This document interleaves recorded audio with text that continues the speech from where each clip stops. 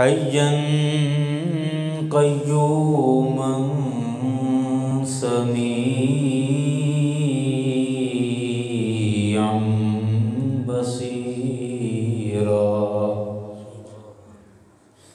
والصلاة والسلام على رسوله الذي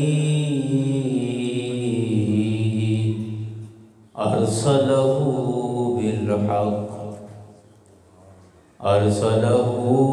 بالحق بشيرا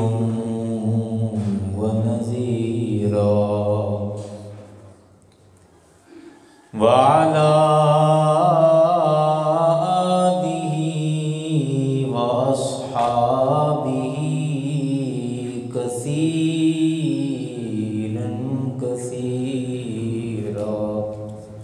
أما بعد فأعوذ بالله من الشيطان الرجيم بسم الله الرحمن الرحيم فإذا قرأناه فاتبع قرآنه ثم إن علينا بيانه صدق الله العظيم وصدق رسوله النبي الأمين الكريم إن الله وملائكته يصلون على النبي يا أيها الذين آمنوا صلوا عليه وسلموا تسلیما. مل کے بلند آواز سے پڑھ لیں الصلاۃ والسلام علیک یا سیدی یا رسول اللہ. الصلاۃ والسلام علیک یا سیدی یا نبی اللہ. الصلاۃ والسلام علیک یا شفیع المذنبین وعلی آلک واصحابک یا رحمة للعالمين.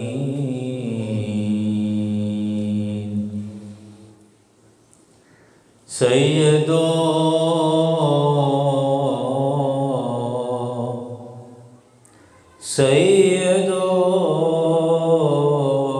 سرور محمد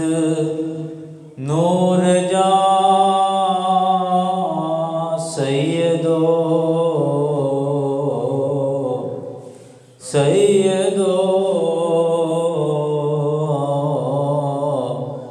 سرور محمد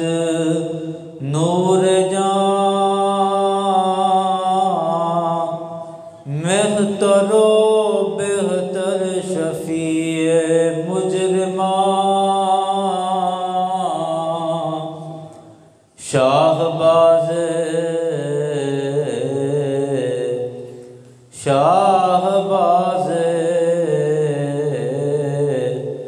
لامکانی جانے رحمت للعالمین درشان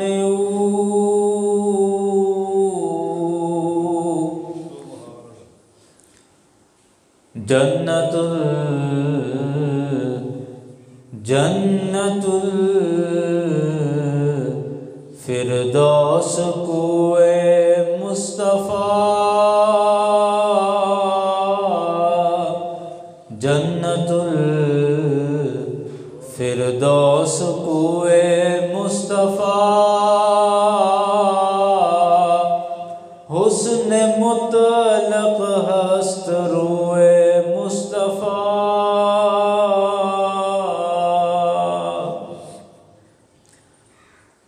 حمد و ثنا کے بعد یاران گرامی سامعین و حاضرین، اللہ تبارک و تعالیٰ کا کروڑہا مرتبہ شکر ہے کہ جس رب نے ہمیں اپنے گھر کی حاضری کی سعادت نصیب فرمائی ہے اور ہماری دنیا کی مصروفیات سے ہمیں نکال کر اپنے گھر میں اپنے ذکر کے لیے جمع فرمایا ہے۔ آج کے خطبے میں قرآن پاک سے جو آیت کریمہ تلاوت کی ہے، قرآن پاک کا ایک بڑا عجیب مضمون جو کہ یقیناً قرآن پاک کا حصہ ہے اور نبی مکرم شفیع معظم ہادی اعظم صلی اللہ علیہ وسلم کی سیرت پاک کا ایک ایسا پہلو اور سرکار کی زندگی کا ایک ایسا حصہ آج عرض کریں گے کہ جو بالعموم بیان تو کیا جاتا ہے، لیکن سرکار کی توصیف اور سرکار کی تعریف کا یہ پہلو عام طور پہ ہماری توجہ سے، ہماری نظروں سے اوجھل رہ جاتا ہے۔ اللہ تعالیٰ نے نبی مکرم صلی اللہ علیہ وسلم کے حوالے سے قرآن پاک میں ارشاد فرمایا، وَعَلَّمَكَ مَا لَمْ تَكُنْ تَعْلَمُ، اے حبیب صلی اللہ علیہ وسلم، آپ جو چیز نہیں جانتے تھے اللہ نے آپ کو ان تمام چیزوں کا علم عطا فرما دیا ہے۔ وَعَلَّمَكَ، اور سکھا دیا، تعلیم کر دیا آپ کو، مَا لَمْ تَكُنْ تَعْلَمُ، جو کچھ آپ نہیں جانتے تھے وہ سب کچھ آپ کو عطا کر دیا گیا۔ قرآن پاک نے نبی مکرم صلی اللہ علیہ وسلم کے علم مبارک کے حوالے سے یہ بڑا واضح اور بڑا کھلا اعلان کر دیا سرکار کے علم اور تعلیم کے حوالے سے کہ اے حبیب جو آپ نہیں جانتے تھے اللہ نے ان تمام چیزوں کا علم آپ کو عطا فرما دیا ہے۔ یہاں ایک بڑی قابل غور بات ہے اور یاد رکھنے والی ہے کہ نبی مکرم صلی اللہ علیہ وسلم کے بارے ہمارا جو عقیدہ ہے سرکار علیہ السلام کے علم کے حوالے سے، سرکار علیہ السلام کی تعلیم کے حوالے سے ہمارا بنیادی عقیدہ وہ یہ ہے کہ اللہ تعالیٰ نے اپنے حبیب صلی اللہ علیہ وسلم کو تمام علوم عطا فرمائے ہیں، لیکن یک بارگی عطا نہیں فرمائے، ایک دم سے عطا نہیں فرمائے، بلکہ ایک ترتیب اور ایک درجے کے ساتھ عطا فرمائے ہیں۔ درجہ بدرجہ، سٹیپ بائی سٹیپ اللہ تعالیٰ نے وہ علوم نبی مکرم صلی اللہ علیہ وسلم کو عطا فرمائے۔ اس لیے فرمایا کہ اے حبیب جس چیز کا آپ کو پہلے علم نہیں تھا اللہ نے وہ چیز بھی آپ کو سکھا دی ہے۔ پھر جہاں تک قرآن پاک کا مسئلہ ہے، قرآن پاک میں بڑا واضح طور پر یہ بیان فرما دیا گیا، الرحمن علم القرآن، کہ رحمان وہ ذات ہے علم القرآن، اے حبیب جس نے آپ کو قرآن سکھا دیا ہے۔ علامہ کا لفظ یہاں پر بھی استعمال ہوا جو تعلیم کے مصدر سے ہے۔ علم القرآن، آپ کو قرآن سکھا دیا۔ کس نے سکھایا؟ رحمان نے۔ اور پھر قرآن پاک کے اندر کیا ہے جو سکھایا گیا، قرآن پاک کن کن چیزوں کا احاطہ کرتا ہے، قرآن کے اندر کون کون سے علوم شامل ہیں، قرآن میں کون کون سی باتیں داخل ہیں، قرآن پاک نے خود اس کا اظہار فرمایا کہ وَلَا رَطْبٍ وَلَا يَابِسٍ إِلَّا فِي كِتَابٍ مُبِينٍ، کہ کوئی خشکی یا تری کی ایسی چیز نہیں جس کا ذکر اس کتاب مبین کے اندر موجود نہ ہو۔ یعنی ہر خشکی اور ہر تری کی تمام چیزوں کا علم اللہ تعالیٰ نے قرآن پاک کے اندر شامل فرما دیا ہے۔ اور جب ہر خشکی اور تری کا علم قرآن پاک کے اندر موجود ہے تو اللہ نے فرمایا الرحمن علم القرآن، کہ رحمان ہے جس نے یہ قرآن آپ کو سکھا دیا ہے۔ اس قرآن کے اندر تمام علوم کو جمع کیا اور تمام علوم جمع کر کے فرمایا کہ اے حبیب یہ قرآن ہم نے آپ کو سکھا دیا ہے۔ سامعین ذی وقار، یہ آیات آپ نے 20 مرتبہ سنی ہوں گی جو بھی میں نے آپ کے سامنے عرض کی ہیں، لیکن کبھی شاید ہم نے اس طرف غور نہیں کیا کہ قرآن خود بیان فرماتا ہے کہ قرآن کے اندر ہر خشکی اور تری کی چیزوں کا علم موجود ہے، مطلب دنیا کی ہر شے کا علم قرآن پاک کے اندر موجود ہے۔ تو ہم 20 مرتبہ اپنی زندگی میں قرآن پاک پڑھ چکے ہیں۔ چلو چھوٹے بچے تو صرف ناظرہ پڑھتے ہیں، لیکن جو صاحب شعور اور صاحب فہم آدمی جس کو قرآن پاک سے رغبت ہے، قرآن پاک کی تلاوت کا، قرآنی علوم کے حصول کا جس کو شغف ہے، وہ قرآن پاک کا ترجمہ بھی یقیناً پڑھتا ہے۔ شوق والا، ذوق والا آدمی جس کو اللہ تعالیٰ نے یہ توفیق دی ہے، وہ ترجمے کے ساتھ یہ چیزیں پڑھتا ہے، قرآن پاک کی تلاوت کی کوشش کرتا ہے۔ ہم 20 مرتبہ قرآن پاک کا ترجمہ بھی کر لیں تو کیا ہم وہ سارے علم حاصل کر چکے ہوں گے جن کا ذکر قرآن پاک نے بیان کیا، کہ ہر خشکی اور ہر تری کا علم اس قرآن پاک کے اندر موجود ہے، یعنی کائنات کے تمام علوم قرآن پاک کے اندر موجود ہے۔ تو جب ہم ترجمہ پڑھ لیتے ہیں، قرآن پاک کی تشریح پڑھ لیتے ہیں یا ترجمے کے ساتھ پڑھ لیں، تو کیا ہم وہ سارے علم حاصل کر چکے؟ کیا ان تمام چیزوں کا علم ہمیں آ چکا ہے؟ نہیں صاحب، ایسا نہیں ہے۔ ہم قرآن پاک کو جتنی دفعہ بھی پڑھ لیں، قرآن پاک کے لفظ ہم پڑھ رہے ہیں، ان لفظوں کے معنی ہمیں سمجھ آ رہے ہیں، ان آیات کے ترجمے ہمیں سمجھ آ رہے ہیں۔ قرآن پاک کی آیات کے جو ظاہری معنی ہیں وہ تو ہمیں سمجھ آ رہے ہیں، لیکن قرآن پاک نے جو بیان فرمایا کہ ہر خشکی یا تری کا علم قرآن پاک کے اندر موجود ہے، ہم قرآن پاک کا ترجمہ کرنے سے یا قرآن پاک کی تفسیر پڑھنے سے وہ تمام علم حاصل نہیں کر پاتے۔ کیوں؟ اس وجہ سے کہ ایک قرآن پاک کا ظاہر ہے اور ایک قرآن پاک کا وہ پہلو ہے جس کو باطن کہا جاتا ہے۔ علوم ظاہری اور علوم باطنی، یہ دو تقسیمیں ہیں قرآن پاک کے علوم کے اعتبار سے۔ ہم جب قرآن پاک کی تلاوت کر رہے ہوتے ہیں تو ہم آیات پڑھتے ہیں، ان کے لفظ پڑھتے ہیں، لفظوں کا ترجمہ کرتے ہیں، تو قرآن پاک کے جو ظاہری معنی ہیں، قرآن پاک کا ظاہری مفہوم ہے، وہ تو ہمیں سمجھ آ جاتا ہے، وہ ہم پڑھ چکے ہوتے ہیں۔ لیکن قرآن پاک کا ایک باطنی پہلو بھی ہے، قرآن پاک کا ایک باطنی معنی بھی ہے، اور وہ کیسے حاصل ہوتا ہے؟ وہ صرف اور صرف اللہ کے فضل سے حاصل ہوتا ہے۔ جب ہم قرآن پاک پڑھ لیتے ہیں، ایک دفعہ پڑھیں، 2 دفعہ پڑھیں، یا جو ہم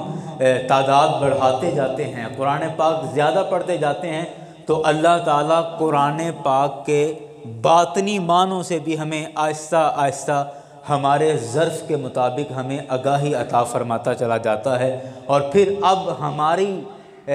ظرف اور اب ہماری حیثیت کی بات ہے کہ ہم ان علوم کو، ان باطنی معنوں کو کس قدر حاصل کر پاتے ہیں یا کس قدر حاصل نہیں کر پاتے۔ میں اس کی ایک بڑی آسان سی مثال دیتا ہوں، یقیناً یہ گفتگو آپ کو تھوڑی خشک سی محسوس ہو رہی ہے، لیکن میں اس کی مثال دوں گا تو یہ اور بات واضح ہو جائے گی، آسان ہو جائے گی۔ قرآن پاک کی جب آیت نازل ہوئی نا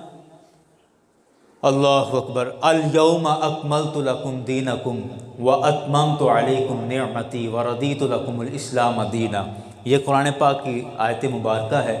اور ایک روایت کے مطابق یہ قرآن پاک کی سب سے آخری آیت مبارکہ ہے۔ نزول وحی کے اعتبار سے، وحی کے نازل ہونے کے اعتبار سے یہ سب سے آخری آیہ مبارکہ ہے ایک روایت کے مطابق۔ اس میں اختلاف بھی ہے، بعض علماء نے کہا کہ یہ نہیں بھی ہے۔ بہرکیف اس آیت مبارکہ کے نازل ہونے پر ترجمہ اس کا یہ ہے، الیوم اکملت لکم دینکم، آج کے دن میں نے، اللہ فرماتا ہے آج کے دن میں نے تمہارے لیے تمہارا دین مکمل کر دیا، واتممت علیکم نعمتی، اور میں نے اپنی نعمتیں تم پر اپنی مکمل کر دیں، ورضیت لکم الاسلام دینا، اور اسلام کے دین ہونے پر میں تم سے راضی ہو گیا۔ جب یہ آیت مبارکہ نازل ہوئی تو صحابہ کرام خوشیاں منا رہے ہیں، ایک دوسرے کو مبارک دے رہے ہیں کہ آج اسلام مکمل ہو گیا۔ اللہ فرماتے ہیں وَأَتْمَمْتُ عَلَيْكُمْ نِعْمَتِي، میں نے اپنی نعمتیں تم پر مکمل کر دی ہیں، اللہ کی نعمتیں مکمل ہو چکی، دین مکمل ہو چکا۔ تو ظاہری بات ہے ایک خوشی کا سماں تھا، خوشی کا موقع تھا، خوشی منائی جا رہی تھی، اور صحابہ کرام ایک دوسرے کو مبارکیں دے رہے تھے کہ آج دین مکمل ہو گیا ہے، آج خوشی کا موقع ہے، اللہ کی نعمتیں مکمل ہو چکی ہیں۔ لیکن ایک طرف یہ تھا اس آیت کا ظاہری معنی جو لفظوں سے ظاہر ہو رہا تھا، اور صحابہ کرام اس پر خوشی منا رہے تھے، اور عقل بھی یہی کہتی ہے کہ ظاہری بات ہے موقع بھی خوشی کا ہی تھا، خوشی منانی بھی چاہیے تھی کہ دین مکمل ہو گیا، اللہ کی نعمتیں مکمل ہو گئیں۔ لیکن یہ قرآن پاک کی آیت کا ظاہری معنی تھا، لفظوں کا معنی تھا، جس کو دیکھ کر، سن کر، سمجھ کر صحابہ کرام نے خوشی کا اظہار کیا۔ ایک اس آیت کا باطنی معنی بھی تھا، ایک اس آیت کا پوشیدہ معنی بھی تھا، جسے ہم اندر کی بات بھی کہہ سکتے ہیں۔ ایک اس آیت کا پوشیدہ معنی تھا، وہ ہر کسی کو سمجھ نہیں آتا، وہ اللہ جس کو چاہتا ہے اس کی سمجھ عطا فرماتا ہے۔ تمام صحابہ آپس میں ایک دوسرے کو مبارکیں دے رہے ہیں، واحد حضرت سیدنا صدیق اکبر رضی اللہ تعالیٰ عنہ کی ذات ہیں کہ جو غم زدہ ہیں، پریشان ہیں، رو رہے ہیں، آنکھیں آنسو بہا رہی ہیں، اور عجیب کیفیت ہے، تمام صحابہ خوشیاں منا رہے ہیں، ایک دوسرے کو مبارکیں دے رہے ہیں، اور اکیلے ابو بکر ہیں جو اس موقع پر رو رہے ہیں، آنسو بہا رہے ہیں۔ بظاہر رونے کی کوئی وجہ نہیں سمجھ آتی، کوئی رونے کی وجہ کوئی عقل میں نہیں آ رہی، ابو بکر کیوں روتے ہیں؟ یہ رونے کا موقع تو نہیں، آج تو دین مکمل ہوا ہے، آج تو خوشی کا موقع ہے، مبارکباد دینے کا موقع ہے۔ حضرت صدیق اکبر سے پوچھا گیا کہ اے ابو بکر آپ کیوں رو رہے ہیں؟ لما بکیتا، آپ کیوں روئے؟ آپ کی آنکھوں سے آنسو کیوں ٹپکے؟ آج تو خوشی کا موقع ہے۔ حضرت ابو بکر کہتے ہیں تم اس آیت کا ظاہری معنی سمجھے ہو، لفظوں کا مطلب سمجھے ہو، مجھے اس آیت کا مفہوم بھی سمجھ آ گیا ہے، اس آیت کا باطنی معنی بھی سمجھ آ گیا ہے۔ صحابہ کرام عرض کرتے ہیں ابو بکر وہ کیا ہے؟ حضرت ابو بکر کہتے ہیں کہ آج جب کہ اعلان ہو چکا کہ آج دین مکمل ہو گیا، جب دین مکمل ہو گیا تو اس کا صاف مطلب ہے کہ اب دین والا نبی بھی ہمارے درمیان زیادہ دیر باقی نہیں رہے گا۔ اب سرکار علیہ الصلوۃ والسلام کی ذات طیبہ، سرکار کی ذات مقدسہ ہمارے درمیان زیادہ دیر تک جلوہ فرما نہیں ہوں گے، سرکار اس دنیا سے پردہ فرما جائیں گے، چونکہ دین مکمل ہو گیا تو اب دین والا نبی بھی ہمارے درمیان زیادہ دیر تشریف فرما نہیں رہے گا، اور وہ اللہ کے وصل اور قرب میں تشریف لے جائیں گے۔ یاران گرامی، یہ تھا وہ اس آیت کا باطنی مطلب، اس آیت کا باطن کہ ظاہر تو لفظوں کا مطلب اور آیت کا ظاہر جو سب کو سمجھ آ رہا ہے، جو بھی عربی جانتا ہے وہ سمجھ جائے گا، لیکن ایک آیت کا باطن ہوتا ہے، لفظ کا باطنی معنی ہے، قرآن کا باطنی مفہوم ہے، اور وہ ہر کسی کے سمجھ کی بات نہیں، وہ اللہ تعالیٰ اسی کو اس کی سمجھ عطا فرماتا ہے جس پر اپنا فضل اور اپنا خصوصی کرم فرماتا ہے۔ اور اس بات کا اشارہ خود اللہ تعالیٰ نے قرآن پاک میں ارشاد فرمایا۔ توجہ سے سنیے گا ان دو آیات کو، پھر میں اگلی بات آپ کے سامنے عرض کروں گا، اور انشاءاللہ یہ مفہوم بڑا واضح طور پر کھل کے سامنے آ جائے گا جو اصل مسئلہ میں عرض کرنا چاہتا ہوں۔ اور بہت سارے اعتراضات بھی مجھے بڑی امید ہے انشاءاللہ قرآن پاک کی اس آیت کے ساتھ بہت سارے اعتراضات بھی ہمارے ختم ہو جائیں گے۔ اللہ تبارک و تعالیٰ نے قرآن پاک کی سورہ القیامہ کے اندر 29ویں سپارے کے اندر بڑی وضاحت کے ساتھ یہ بات ارشاد فرمائی۔ اس کی آیت نمبر 17، 18، 19 اور آگے تقریباً 20 نمبر آیت میں بھی یہی مضمون ہے، اور یہ مضمون تقریباً پیچھے سے چلا آ رہا ہے، میں صرف وہ اپنے پوائنٹ کی بات عرض کر رہا ہوں۔ سورہ القیامہ کی اللہ تعالیٰ نے ارشاد فرمایا، اور اس کا تھوڑا پس منظر یہ ہے کہ جب حضرت جبریل امین قرآن پاک کی آیات لے کر حاضر ہوتے تھے اور وہ قرآن پاک کی آیات سرکار علیہ السلام کے سامنے پڑھتے تھے کہ اللہ تعالیٰ نے یہ حکم بیان فرمایا ہے، قرآن کی یہ والی آیت نازل فرمائی ہے، اللہ نے یہ پیغام بھیجا ہے، وہ پوری آیت پڑھتے تھے، یا جتنی بھی آیات لے کر آتے تھے وہ ساری حضرت جبریل امین سرکار کے سامنے پڑھتے تھے، اور نبی مکرم صلی اللہ علیہ وسلم انہی آیات کو جبریل امین کے ساتھ ساتھ دہراتے تھے۔ جبریل امین نے وہ آیات پڑھی تو پیچھے ہی سرکار علیہ السلام بھی ان آیات کو پڑھتے تھے۔ بعض دفعہ ایسا ہوتا تھا کہ جبریل امین ہمیشہ کے لیے تو سرکار کے پاس نہیں رہیں گے، وہ آئے، پیغام اللہ کا دیا اور واپس تشریف لے گئے، تو سرکار علیہ السلام بعض دفعہ اس نظریے کے ساتھ کہ جبریل امین آ رہے ہیں اور یہ جو مجھے آیت بتائیں گے میں جلدی سے اس کو یاد بھی کر لوں اور اس کا مفہوم معنی ہر طرح سے میں اس کو ذہن میں بٹھا لوں، تاکہ اللہ تعالیٰ کے حکم کی بجا آوری میں، اللہ کے حکم کی فرما برداری میں کسی طرح کی کوئی کوتاہی نہ ہو سکے۔ تو وہ سرکار علیہ السلام ذرا تھوڑی جلدی یاد کرنے کے لیے اس میں تھوڑا تعجل فرماتے تھے، تو اللہ تبارک و تعالیٰ نے اپنے حبیب صلی اللہ علیہ وسلم کو ایک تسلی دی۔ اللہ تبارک و تعالیٰ نے ارشاد فرمایا، اے حبیب لا تحرک بہ لسانک لتعجل بہ، اے میرے پیارے آپ اپنی زبان کو اتنی جلدی حرکت نہ دیں، یعنی اتنی جلدی اور تعجیل اس میں نہ کریں، اور ان علینا جمعہ وقرآنہ، اے حبیب بے شک ہمارے ذمہ کرم پر ہے اس قرآن کو جمع کرنا اور اس کو بیان کرنا، یعنی اس کو پڑھنا، آپ پر قرات کرنا، یہ ہمارے ذمے ہے۔ پھر فرمایا فَإِذَا قَرَأْنَاهُ فَاتَّبِعْ قُرْآنَهُ، اے حبیب جب ہم اس قرآن کو آپ پر پڑھ چکیں گے، مراد جبریل امین جب آپ پر اس قرآن کو پڑھ چکیں تو فَاتَّبِعْ قُرْآنَهُ، تو آپ اس قرآن کی یعنی اس پڑھے ہوئے لفظوں کی اتباع کریں، پیروی کریں، یعنی جس طرح وہ پڑھتے ہیں آپ ویسے ان کو پڑھ لیں اور ان لفظوں کو آپ اپنے ذہن میں محفوظ کر لیں۔ یہ تو ہوگی لفظوں کی بات۔ اب آگے ہے اس کا مفہوم، اس کا معنی۔ اب سرکار علیہ السلام بذات خود عربی ہیں،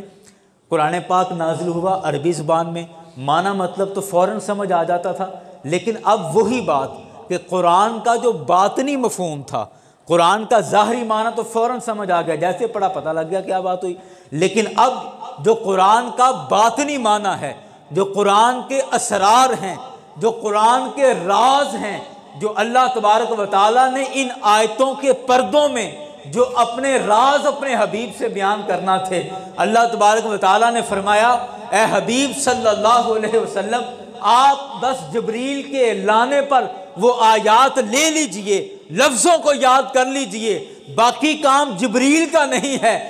جبریل کا اتنا ہی کام ہے کہ وہ آ کر وہ لفظ آپ کو دے جائے، وہ لفظ آپ کو دے چکا، اب باری آئی اگلے معنی کی اور اس کے مفہوم کی، اور اس کے پیچھے باتیں کیا ہیں، راز کیا ہیں، اسرار کیا ہیں، ان کا جہاں تک معاملہ ہے وہ جبریل کے بس کی بات نہیں کہ وہ آپ کو سمجھائے گا، نہیں، فرمایا ثم ان علینا بیانا، کہ جبریل جب آپ کو یہ قرآن سنا کے چلا جائے، ثم ان علینا بیانا، اے حبیب پھر مجھ رب کے ذمہ کرم پر ہے کہ اس قرآن کی وضاحت آپ کے سامنے فرما دے گا۔ ہم خود پھر اس کی وضاحت فرمائیں گے۔ ثم ان علینا، علینا کا مطلب ہے ہم پر، اگرچہ یہ ڈیوٹی کے معنی میں اور ذمہ داری کے معنی میں آتے ہیں، لیکن یہ ایک عقائد کا مسئلہ ہے کہ ہم کسی بھی کام کو اللہ تبارک و تعالیٰ کی ذمہ داری نہیں کہہ سکتے، کیونکہ وہ مالک ہے، وہ مختار ہے، اور وہ پابند نہیں ہے کسی چیز کا۔ اگرچہ وہ اپنے وعدے پورے فرماتا ہے، اپنی بات کو وہ سچ فرماتا ہے، یہ ساری باتیں اگرچہ درست ہیں، لیکن پھر بھی اللہ تعالیٰ کسی چیز کا پابند نہیں ہے، یا ہم کسی چیز کا اللہ کو پابند نہیں کر سکتے۔ اس لیے علماء نے لکھا ہے کہ جہاں پر بھی یہ علینا وغیرہ کے لفظ آئیں، یعنی ذمہ داری وغیرہ کے لفظ آئیں، تو اللہ تعالیٰ کے لیے، تو پھر یہ نہیں کہا جائے گا کہ اللہ تعالیٰ کی ذمہ داری ہے کہ اللہ یہ کام کرے، نہیں، ایسا نہیں کہیں گے، بلکہ کہیں گے کہ اللہ نے یہ کام اپنے ذمہ کرم پر لے لیا ہے، اللہ نے یہ کام خود اپنے ذمہ کرم پر لے لیا۔ تو فرمایا ثم ان علینا بیانا، پھر اے حبیب صلی اللہ علیہ وسلم یہ ہمارے ذمہ کرم پر ہے، بیانہ، اس قرآن کو بیان کرنا، اس کی وضاحت کرنا، یہ ہمارے ذمہ کرم پر ہے۔ اب جبریل کا واسطہ نہیں، اب جبریل امین کا واسطہ نہیں۔ جبریل امین کا واسطہ کیا تھا کہ وہ آیات لے کر آئے، وہ آیتیں سرکار کو بتا دیں، سرکار نے وہ آیتیں لے لیں، اور بس یہ جبریل کا اب تعلق ختم ہو گیا۔ اب اس کے بعد فرمایا ثم، پھر ہم کیا کریں گے؟ جبریل کے آیات دے جانے کے بعد پھر ہم کیا کریں گے؟ ثم ان علینا بیانا، پھر ہمارے ذمہ کرم پر ہے اس قرآن کی وضاحت آپ کے سامنے کر دینا، اس قرآن کو بیان کر دینا، اس قرآن کو سمجھا دینا، یہ پھر ہمارے ذمہ کرم پر ہے۔ تو اللہ تعالیٰ نے خود بغیر کسی واسطے کے خود اپنے حبیب صلی اللہ علیہ وسلم کو قرآن کے ظاہری اور باطنی علوم سکھائے ہیں۔ قرآن پاک کے وہ علوم جن کا تعلق ظاہری لفظوں کے ساتھ ہے یا جن کا تعلق اس کے باطن کے ساتھ ہے، وہ تمام علوم اللہ تبارک و تعالیٰ نے بذات خود اپنے حبیب صلی اللہ علیہ وسلم کو عطا فرمائے ہیں۔ اور اس آیت مبارکہ سے اس مسئلے کا بھی حل نکل آیا جو کبھی کبھی ہمارے ذہن میں وہ وسوسہ، شیطانی وسوسہ ایک آ جاتا تھا کہ حضرت جبریل امین شاید سرکار کے استاد ہیں، اور یہ بعض دفعہ کئی لوگوں نے یہ بات باقاعدہ کہی بھی کہ جبریل امین آ کے سرکار کو کہتے تھے اقرا، آپ پڑھیے، تو جبریل امین پڑھا کے گئے ہیں سرکار علیہ السلام کو، تو سرکار کے استاد ہیں جبریل امین۔ حالانکہ قرآن پاک کی یہ آیت واضح کر رہی ہے کہ حضرت جبریل امین استاد نہیں، وہ صرف امانت دار تھے کہ اللہ کی امانت کو اللہ کے حبیب صلی اللہ علیہ وسلم تک پہنچا دینے کا ذمہ تھا، اس کے بعد ان کا کوئی ذمہ نہیں۔ اللہ تعالیٰ نے قرآن کی ساری وضاحت بغیر جبریل کے واسطے کے خود اپنے حبیب صلی اللہ علیہ وسلم کو عطا فرمائی ہے، اور سورہ القیامہ کے اندر اس کا واضح مضمون موجود ہے ثم ان علینا بیانا، کہ جب جبریل قرآن آپ پر پڑھ چکیں تو اس کے بعد ثم ان علینا بیانا، کہ ہمارے ذمہ کرم پر ہے اس قرآن کی وضاحت کرنا، اس کے معنی اور مفہوم کو بیان کرنا۔ یہاں میں ایک چھوٹی سی مثال عرض کرتا ہوں دلچسپی کے لیے، آپ کی طبیعت بھی اس سے خوش ہوگی اس مثال سے۔ انڈیا کے ایک بہت مشہور عالم ہیں، اور یو پی کے، انڈیا میں رہنے والے ہیں، بہار کے، تو انہوں نے اس مسئلے کو، قرآن کے ان علوم کو بڑی خوبصورت مثال کے ساتھ سمجھایا ہے، اور بڑی دل میں اور دماغ میں بیٹھ جانے والی مثال کے ساتھ۔ کہتے ہیں کہ دیکھیں، پرانے زمانے میں ہمارے ہاں چونکہ موبائل فون نہیں تھے، اور نہ ہم میسیج کر سکتے تھے، نہ کوئی واٹس ایپ وغیرہ، یہ تو ساری آج کی چیزیں ہیں، تو پرانے زمانے میں ہم خط و کتابت کرتے تھے، خط لکھا کرتے تھے، اور پوری آبادی میں، پورے گاؤں میں چند ایک کوئی اکا دکا پڑھے لکھے لوگ ہوتے تھے، تو عام طور پہ جو ڈاکیا خط لے کر آتا تھا، اسی ڈاکیے کی ذمہ داری ہوتی تھی کہ وہ کھول کے اور پڑھ کے بھی سنا دے کہ خط میں کیا لکھا ہوا ہے، چونکہ وہی عام طور پہ پڑھا لکھا ہوتا تھا۔ اچھا، وہ ڈاکیا آیا، اس نے خط دیا، جی باؤ جی یہ پڑھ کے بھی سنا دیں۔ ڈاکیے نے خط کھولا، پڑھ کے سنا دیا، جی فلاں کی طرف سے آیا ہے، آپ کو یہ کام کہہ رہا ہے۔ اچھا جی، تھوڑے دنوں بعد اس نے جواب لکھا، اور یہ وہ اس ڈاکیے کے پاس، یہ ڈاکیا دوبارہ اس کے پاس وہ خط لے کر پہنچا، ہاں جی کیا کہا ہے جی آپ نے یہ بات کہہ کے بھیجی تھی، تو یہ اس کا جواب آ گیا ہے۔ اچھا جی، ساری بات کا ڈاکیے کو پتہ ہوتا تھا۔ خط ادھر سے جا رہا ہے، ڈاکیے کو پتہ ہے یہ کیا بات ہو رہی ہے، ادھر سے آ رہا ہے، ڈاکیے کو پتہ ہے کہ اس کا کیا معاملہ چل رہا ہے، ادھر سے کیا معاملہ ہے، ادھر سے کیا معاملہ ہے، دونوں اطراف کا ڈاکیے کو پتہ ہوتا تھا کہ بات کہاں تک جا پہنچی ہے، بات کہاں تک آ گئی ہے، یا کیا بات چل رہی ہے، معاملہ کیا ہے، ساری چیز کا اس کو پتہ ہوتا تھا۔ لیکن کچھ سمجھدار لوگ ایسے ہوتے تھے، پڑھے لکھے سمجھدار کچھ لوگ ایسے ہوتے تھے جو کبھی سال یا 6 ماہ بعد کبھی اکٹھے ہو گئے کسی شادی کے موقع پر، یا کسی کوئی فوتگی پہ، یا کسی کوئی فنکشن وغیرہ پہ جب کبھی جمع ہو گئے تو آپس میں طے کر لیتے ہوتے تھے، یار ہمارے درمیان پورا سال خط و کتابت ہوتی ہے، میں آپ کو خط لکھتا ہوں، آپ مجھے خط لکھتے ہیں، لیکن وہ ڈاکیہ ہے اس کو سارا پتہ ہوتا ہے کہ یہ آدمی یہ بات کر رہا ہے، وہ آدمی یہ بات کر رہا ہے۔ تو اب ایسا کرتے ہیں کہ اب کچھ راز کی باتیں بھی ہوتی ہیں جو کرنی ہوتی ہیں، تو ہم آپس میں کچھ کوڈ ورڈ بنا لیتے ہیں، کچھ نشانیاں، کچھ علامتیں، کچھ اشارے بنا لیتے ہیں۔ تو اس کا میں یہ اشارے بنا دیا کروں گا، آپ اس کا مطلب سمجھ لیا کریں، جی ہم آپس میں طے کر لیتے ہیں۔ مثال کے طور پہ جی میں یہ ستارہ بنا کے بھیجوں گا تو اس کا مطلب ہوگا کہ یہ بات ٹھیک ہو گئی ہے، ہاں جی اچھا ہو گیا۔ میں یہ چاند بنا کر بھیجوں گا تو اس کا مطلب ہوگا کہ یہ کام نہیں ہوا، ایک مثال ہے۔ میں یہ کراس بنا کر بھیجوں گا تو اس کا مطلب یہ ہوگا۔ میں دائرہ اگر لگا کے 2 دائرے لگا کے بھیجوں تو اس کا مطلب پھر یہ ہوگا۔ ہر آدمی اپنے تعلق دار سے آپس میں کچھ کوڈ ورڈ طے کر لیتا تھا، اور پھر کس وجہ سے؟ تاکہ ہم اپنی راز کی بات بھی کر لیں اور ڈاکیے کو بھی نہ پتہ ہو کہ یہ بات کیا ہوئی ہے، ڈاکیے کو بھی نہ پتہ ہو کہ یہ بات کیا ہوئی ہے۔ فرمایا اللہ تعالیٰ نے قرآن پاک نازل فرمایا، 23 سال کے عرصے میں پورا قرآن پاک نازل فرمایا، ایک درجے کے ساتھ، ایک تدریج کے ساتھ، اور اس میں حضرت جبریل امین کے توسط سے، حضرت جبریل امین کے ذریعے سارا قرآن پاک نازل ہوا ہے۔ تو حضرت جبریل امین کو ہر آیت کا پتہ تھا۔ اللہ نے فرمایا وَمَا أَرْسَلْنَاكَ إِلَّا رَحْمَةً لِّلْعَالَمِينَ، جبریل امین کو پتہ چل گیا، بات یہاں تک جا پہنچی ہے کہ اللہ نے اپنے حبیب کو سارے زمانے کے لیے رحمت بنا کر بھیجا ہے۔ اللہ نے فرمایا وَرَفَعْنَا لَكَ ذِكْرَكَ، جبریل کو پتہ چل گیا کہ اللہ نے اپنے حبیب کے ذکر کو ہمیشہ کے لیے بلند فرما دیا ہے۔ اللہ نے فرمایا وَالضُّحَىٰ، حبیب کے لیے فرمایا وَالضُّحَىٰ وَاللَّيْلِ إِذَا سَجَىٰ، جبریل امین کو پتہ چل گیا کہ حبیب کے چہرے کی قسمیں کھائی جا رہی ہیں، حبیب کی زلفوں کی قسمیں کھائی جا رہی ہیں۔ حضرت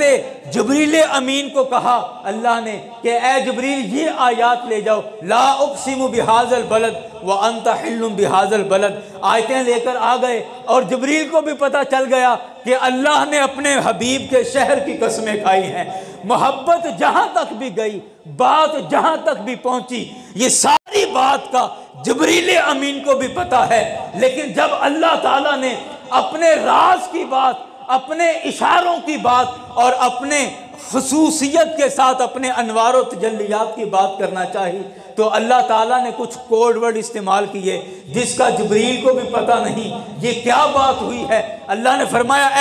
اے جبریل میرے حبیب کے پاس جا اور جا کر کہے الف لام میم، بس۔ اے جبریل آپ جائیں میرے مصطفیٰ کی بارگاہ میں، جا کر سلام عرض کریں اور جا کر کہیں کہ اللہ فرماتا ہے الف لام را، بس۔ آپ مصطفیٰ کی بارگاہ میں جائیں اور جا کر کہیں کہ اللہ کی بارگاہ سے یہ پیغام آیا ہے، کاف ہا یا عین صاد۔ اب جبریل بھی نہیں جانتے یہ کیا بات ہو رہی ہے۔ جب یہ مشہور روایت ہے، جب جبریل امین یہ آیت لے کر آئے الف لام میم، تو اس کے ہر حرف پر میرے حبیب نے کیا فرمایا؟ اب جبریل پریشان ہے کہ یہ کون سی آیت ہے، اس آیت کا مطلب کیا ہے، اس آیت کا مفہوم کیا ہے، یہ میں کیا لے کر جا رہا ہوں، حبیب کو کیا جا کر بتاؤں گا کہ کیا پیغام آیا ہے۔ لیکن جبریل امین جب سرکار کی بارگاہ میں آئے، اگر کہا الف، سرکار کہتے ہیں فہمتو، میں سمجھ گیا۔ فرمایا لام، سرکار فرماتے ہیں فہمتو، میں سمجھ گیا۔ عرض کرتے ہیں میم، سرکار نے فرمایا میں یہ بھی سمجھ گیا۔ یعنی اللہ تعالیٰ نے جب تک چاہا، جبریل امین کو اپنے حبیب کی گفتگو پر اطلاع دیے رکھی، اور جب اللہ نے چاہا کہ اب میں اپنے مصطفیٰ سے راز کی بات کرنے والا ہوں، اور یہ اتنے راز کی بات ہے کہ میرے مصطفیٰ کی امت کو کیا، جبریل امین کو بھی اس کا پتہ نہیں چلنا چاہیے، اللہ تعالیٰ نے یہ لوح قرآنی نازل فرمائے، حروف مقطعات نازل فرما دیے، جس کا جبریل امین کو بھی نہیں پتا، یہ صرف خدا جانتا ہے کہ ان کا مطلب کیا ہے، یا خدا کا حبیب جانتا ہے کہ ان کا معنی کیا ہے۔ اب آپ اس کے بعد مجھے بتائیں کیسے آپ کہیں گے کہ حضرت جبریل امین نے سرکار کو قرآن سکھایا تھا اور جبریل امین سرکار کے استاد تھے؟ ہاں جی، اس کائنات کے اندر کوئی بھی ایسی ذات نہیں جو میرے حبیب صلی اللہ علیہ وسلم کے استاد ہو۔ میرے کریم آقا نے صرف اور صرف اللہ کی ذات سے سیکھا ہے اور علم حاصل کیا ہے، اور اس کے علاوہ اس دنیا کے اندر کوئی بھی اللہ کی مخلوق کے اندر کوئی بھی سرکار علیہ الصلوۃ والسلام کا استاد نہیں، بھلے وہ فرشتے ہوں، جنات ہوں یا انسان ہوں، کوئی بھی نبی پاک صلی اللہ علیہ وسلم کا استاد نہیں ہے، ماں سوائے اللہ تعالیٰ کی ذات کے۔ جو سکھایا اللہ نے ڈائریکٹ بغیر واسطے کے اپنے حبیب علیہ السلام کو سکھایا ہے۔ یاران گرامی، یہاں میں ایک اور بات عرض کرتا ہوں صرف اسی حوالے سے کہ اللہ تبارک و تعالیٰ نے قرآن کے ظاہری اور باطنی تمام علوم اللہ نے اپنے حبیب علیہ السلام کو عطا فرمائے، اور قرآن پاک کے متعلق خود فرما دیا کہ ہر خشکی اور طریقہ علم میں نے اس قرآن کے اندر رکھ دیا ہے، اور پھر وہ سارا قرآن اپنے حبیب صلی اللہ علیہ وسلم کو سکھا دیا۔ تو کیا مطلب نکلا، نتیجہ ان آیتوں کا کیا نکلا کہ اللہ تعالیٰ نے اپنے حبیب کو ہر خشکی اور طریقہ علم عطا فرمایا ہے۔ ایک بات یاد رکھیں، آپ نے یہ کئی دفعہ سنی ہوگی، لیکن ایک بات یاد رکھیں، ہم غلام ہیں، ہم نوکر ہیں، ہم امتی ہیں، ہمیں کبھی بھی یہ زیب نہیں دیتا، ہمیں کبھی بھی یہ جچتا نہیں ہے کہ ہم کوئی پیمانہ پکڑ کے، کوئی اینچی ٹیپ اور کوئی پھیتا پکڑ کے ہم میرے کریم آقا کے کسی بھی صفت، کسی بھی شان کو ناپنا یا تولنا شروع کریں، یہ ہمیں کبھی بھی زیب نہیں دیتا۔ دیکھیں، غلام کا کام ہے کہ وہ اپنے آقا کی تعریف کرے، جس قدر کر سکتا ہے، جس قدر ہمت ہے، جس قدر اللہ نے طاقت دی ہے، وہ عظمت اور شان بیان کرے، یہی غلامی کا تقاضا ہے۔ کبھی بھی کسی غلام کو یہ زیب نہیں دیتا کہ وہ اپنے آقا کی شان اور مقام کو کسی بھی ترازو میں تولے یا کسی بھی پیمانے کے ساتھ ناپے، یہ اس کی غلامی پر دھبا ہے، اس کی غلامی پر سوالیہ نشان ہے۔ غلام کا کام یہی ہے۔ اب دیکھیں نا، کوئی آدمی ہمارے اندر، کوئی آدمی کسی سیٹھ کا ملازم ہو، کسی چودھری کا ملازم ہو، اور وہ لوگوں میں بیٹھ کر اسی چودھری کی برائیاں کرے، اسی سیٹھ کی برائیاں کرے، تو لوگ، سننے والے لوگ کیا کہیں گے کہ تو بھی کوئی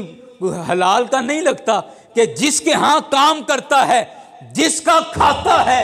اسی کے عیب نکالتا ہے، اسی کے عیب بیان کرتا ہے، جس کی نوکری کرتا ہے، جس کا نوکر ہے، اسی پر بھونکتا ہے۔ ارے نہیں، جس کا ہم کھاتے ہیں، حلال خون ہونے کی یہ علامت ہے کہ جس کا کھاتے ہیں ساری زندگی اس کی شانیں بیان کریں، اس کی عظمت بیان کریں۔ اگر ہم سرکار کے نوکر ہیں تو سرکار کی نوکری یہ ہے کہ اس جان کے اندر، اس جسم کے اندر آخری سانس ہو تو زبان سے مصطفیٰ کی عظمت کے ترانے نکل رہے ہوں۔ یہ غلامی کا حق ہے۔ یہ نہیں کہ نہیں آپ نے سرکار کی بہت شان بیان کر دی، نہ نہ نہ، اتنی نہ بڑھائیں، اتنی نہ بیان کریں، تھوڑی کم کریں، اتنی نہیں، یہ تو اللہ تعالیٰ سے جا کے مل گئی۔ معاذ اللہ، استغفر اللہ، اللہ تعالیٰ سے کیسے مل سکتی ہے؟ کیا اللہ کی شان کا ہمیں پتہ ہے؟ اللہ کی شان کا جو دائرہ ہے، کیا ہم نے اللہ کی شان کو دائرہ لگا دیا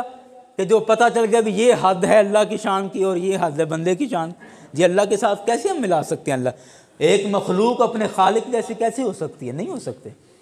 یاران گرامی، اس لیے امام شرف الدین بصیری رحمۃ اللہ علیہ نے قصیدہ بردہ شریف کے اندر، اور قصیدہ بردہ شریف کوئی آج کا لکھا ہوا نہیں ہے، قصیدہ بردہ شریف تقریباً کوئی 800 سال تقریباً ہو چکے ہیں قصیدہ بردہ شریف کو لکھے ہوئے، اور آپ نے 20ویں مرتبہ سنا ہوگا کہ قصیدہ شریف سرکار نے کس طرح پسند فرمایا ہے۔ امام شرف الدین بصیری رحمۃ اللہ علیہ مصر کے تھے اور بادشاہوں کے قصیدے اور ترانے لکھتے تھے، آواز بھی اچھی تھی، سر بھی لگانا جانتے تھے،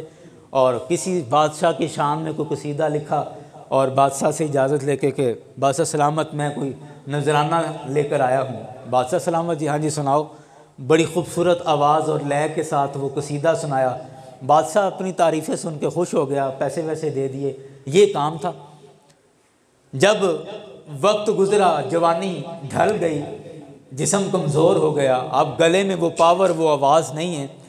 اور آہستہ آہستہ پھر درباروں سے بھی چھٹی ہوتی چلی گئی، اب تو تیری آواز میں مزہ ہی نہیں ہے، تیری بات میں کوئی دم ہی نہیں، تو درباروں سے بھی نکال دیا گیا۔ بیمار ہیں، فالج کا حملہ ہو گیا، بیمار چارپائی پہ لیٹے ہیں، اور اپنے آپ میں خیال آتا ہے کہ اے شرف الدین بصیری ساری زندگی بادشاہوں کی شانیں لکھتا رہے، ساری زندگی بادشاہوں کے قصیدے پڑھے ہیں، کیا کبھی اس نبی کا بھی قصیدہ لکھا ہے جس کی وجہ سے اللہ ان بادشاہوں کو بادشاہیاں عطا فرماتا ہے؟ تو کیوں نہ اس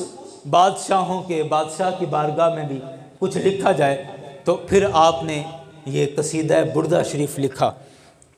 جس کا پہلا شعر امن تذکر جیران بزی سالمی مزجت دم عن جرام مقلت بدمی مولا یصلی وسلم دائما ابدا علی حبیبک خیر الخلق کلہم۔ یہ پھر آپ نے قصیدہ لکھا، اور جیسے ہی آپ نے یہ قصیدہ مبارک مکمل کیا، سرہانے رکھا ہے، رات کا وقت تھا، سو گئے، تو میرے کریم آقا خواب میں تشریف لائے۔ ہائے ہائے ہائے ہائے، میں کہتا ہوں یہاں آ کر ساری زندگی کی کمائیوں کا نتیجہ نکل آتا ہے، ساری زندگی کی محنت کا صلہ مل جاتا ہے، ساری زندگی بھی مصطفیٰ کی یاد میں گزاری ہو تو بھلے عمر کے آخری حصے میں ہی صحیح، اگر سرکار ایک دفعہ تشریف لے آئے اور اپنا جلوہ دکھا دیں، میں کہتا ہوں ساری زندگی کی محنت کا صلہ مل جائے گا، اجر مل جائے گا۔ میرے کریم آقا خواب میں تشریف لائے اور فرمایا اے بصیری ہماری شان میں کیا لکھا ہے، جو قصیدہ لکھا ہے ہمیں سناؤ تو ذرا۔ اللہ اکبر۔ حضرت شرف الدین بصیری عرض کرتے ہیں آقا میں نے تو ابھی رات ہی لکھا ہے، اور میں نے تو کسی کو بتایا بھی نہیں کہ میں نے لکھا ہے، اور یہ بھی سرہانے رکھ کے سو گیا ہوں، یا رسول اللہ آپ کو کیسے پتہ چلا؟ سرکار فرماتے ہیں آپ وہ قصیدہ ہمیں سنائیں۔ نبی مکرم صلی اللہ علیہ وسلم کے حکم پر امام بصیری کہتے ہیں میں نے وہ سرہانے سے نکالے وہ صفحے، اور وہ 161 تقریباً اشعار تھے وہ عربی کے، وہ پورا قصیدہ میں نے سرکار کو پڑھ کے سنایا، اور روایت میں آتا ہے کہ میرے کریم آقا اس قصیدے کو سن بھی رہے تھے، اور پھر سرکار ایسے جھوم رہے تھے دائیں اور بائیں جیسے پھل دار ٹہنی پھل کے ساتھ جھکی ہو، اور پھر تیز ہوا کا جھونکا آئے تو وہ جس طرح جھولتی ہے، میرے آقا اس طرح جھوم جھوم کر یہ قصیدہ سن رہے تھے۔ اور جب امام بصیری نے وہ سارا قصیدہ سنا لیا تو میرے آقا نے اپنی کندھوں سے چادر مبارک اتاری اور امام بصیری کے گلے میں پہنا دی، اور سرکار نے فرمایا اے بصیری کوئی شکوہ کوئی بات ہے تو کر لو۔ عرض کرتے ہیں آقا یہ فالج کا مجھے حملہ ہو گیا ہے اور میں یہ جسم میرا مفلوج ہو گیا ہے۔ میرے کریم آقا نے اپنا دست مبارک پھیرا، صبح جب اٹھ کے دیکھا تو چادر بھی کندھوں پر موجود تھی اور جسم بھی درست ہو چکا تھا۔ اب یعنی جو قصیدہ میرے آقا نے خود پسند فرمایا اور جس کے مقبول ہونے اور سرکار کی بارگاہ کے منظور ہونے کی یہ علامت ہے کہ میرے آقا نے نہ صرف پسند فرمایا بلکہ اس پر انعام بھی عطا فرمایا۔ اس قصیدے میں امام بصیری نے کیا لکھا؟ آپ کا شعر ہے قصیدہ بردہ شریف کا، دا مد دعتہ النصارى فی نبیہم وحکم بما شئت مدحا فیہ وحتکمی مولا یصلی وسلم دائما ابدا علی حبیبک خیر الخلق کلہم۔ آپ اس شعر کا ترجمہ سن لیں تو آپ کا دل خوش ہو جائے گا کہ کہ امام شرف الدین بصیری اور وہ قصیدہ جس کو سرکار نے پسند فرمایا ہو اس کے اندر اصول کیا بیان کیا گیا ہے؟ اصول یہ ہے کہ دا مدعتہ النصارى فی نبیہم، جس طرح عیسائیوں نے اپنے نبی کو کہا بس ویسے نہ کہنا۔ امام بصیری کیا کہتے ہیں کہ جس طرح عیسائیوں نے اپنے نبی کو کہا ویسا مت کہنا۔ دا مدعتہ النصارى فی نبیہم واحکم بما شئت مدحا فیہ واحتکمی، اس کے علاوہ جو بھی تم کہہ سکتے ہو اپنے نبی کے بارے میں کہتے رہنا، جو بھی تعریف تم کرو گے وہ عین مصطفیٰ علیہ السلام کی شان کے مطابق ہی ہوگی۔ جس طرح عیسائیوں نے کہا ویسا بس نہ کہنا، باقی جو تعریفیں تم کرنا چاہتے ہو، جس طرح کرنا چاہتے ہو کرتے رہو، وہ ساری تعریفیں میرے مصطفیٰ کی شان کے عین مطابق ہی ہوں گی۔ عیسائیوں نے کیا کہا تھا اپنے نبی کے بارے میں جس کا ہمیں منع کیا گیا؟ کہ انہوں نے کہا تھا کہ عیسیٰ علیہ السلام اللہ کے بیٹے ہیں، معاذ اللہ استغفر اللہ۔ اور امام بصیری یہی کہہ رہے ہیں کہ دا مدعتہ النصارى فی نبیہم، عیسائیوں نے جیسے حضرت عیسیٰ علیہ السلام کو اللہ کا بیٹا کہا، تم ایسا شرک نہ کرنا، ایسی بات نہ کرنا، اس کے علاوہ جو مصطفیٰ کی شان میں کہہ سکتے ہو، جتنا کہہ سکتے ہو، جیسے کہہ سکتے ہو، جس شے کو تعریف کہا جا سکتا ہے، جس لفظ کو مدح کہا جا سکتا ہے، جس حرف کو نعت کہا جا سکتا ہے، وہ مصطفیٰ کی بارگاہ میں پیش کرتے چلے جاؤ۔ ہر وہ لفظ جو اچھائی کی تشریح اور ترجمانی کرتا ہے، وہ لفظ میرے مصطفیٰ کی شان کے عین مطابق ہے۔ اللہ تعالیٰ ہمیں سرکار کی حمد و ثنا بیان کرنے کی توفیق عطا فرمائے، اور قرآن پاک کے وہ علوم صحیح معنوں میں ہمیں سمجھنے کی توفیق عطا فرمائے، جن سے کچھ حصہ میں نے آج عرض کرنے کی جسارت کی ہے۔ وما علینا الا البلاغ۔